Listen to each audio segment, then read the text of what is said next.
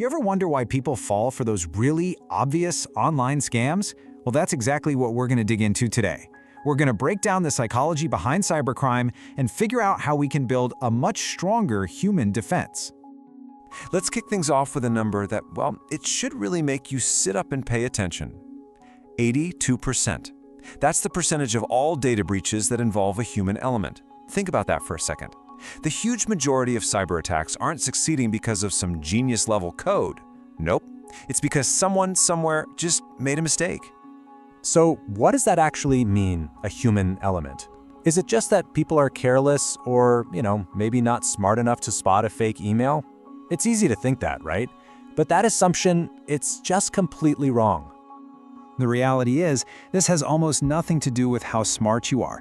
The reason these attacks work so well is because they're specifically engineered to bypass our logical, rational brain. They're designed to go straight for our gut instincts. And that brings us to our first major point.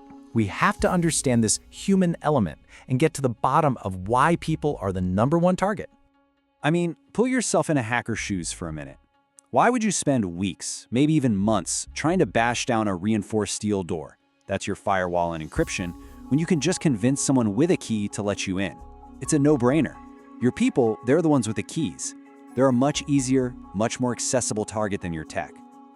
And boy, is this approach effective. We're talking about phishing here, the simple art of tricking someone. And it is, without a doubt, the #1 attack method out there. Get this, a whopping 92% of organizations had a successful phishing attack in just 1 year. That's not just common, that's practically everyone. Okay, so if it's not some super complex tech problem, how are they pulling this off? Well, to figure that out, we've got to take a peek inside the scammer's psychological playbook. Their weapon of choice has a name. It's called social engineering. And this has nothing to do with code. It's all about being a con artist. It's the art of manipulating our most basic human emotions.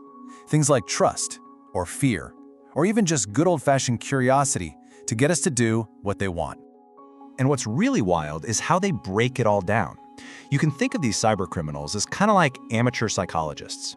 They have this core toolkit of just four really powerful triggers that they use to make us act before we can even think. So, for example, they'll pretend to be your CEO. Bam, that's authority, making you feel like you have to do what they say. Or they'll create this crazy sense of urgency.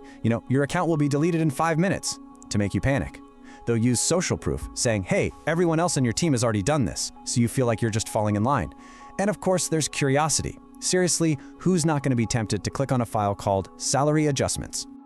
Okay, so knowing their playbook is half the battle. But to really build a solid defense, we have to look in the mirror. We need to understand our own vulnerabilities. Why do these pretty simple tricks work so darn well on us? It's because these attacks tap into these mental blind spots and moods that affect every single one of us. Sometimes it's just not knowing the risks.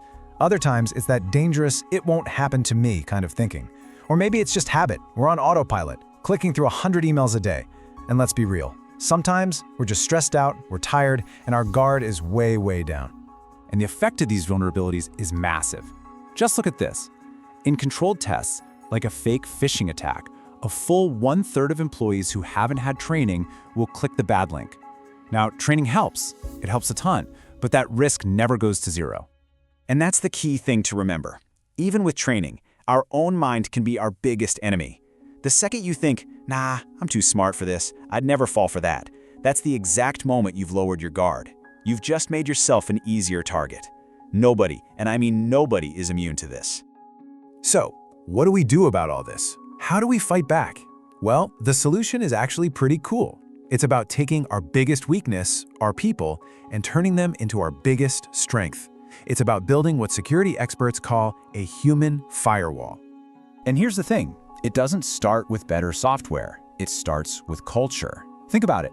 In a blame culture, if you click a bad link, you're terrified. You're gonna hide it, right? And that lets the attack just spread like a virus. But in a supportive culture, you're encouraged to raise your hand and say, uh-oh. That mistake becomes a learning moment, and the team can jump in and stop the attack before it even gets started. This right here, this is the central idea.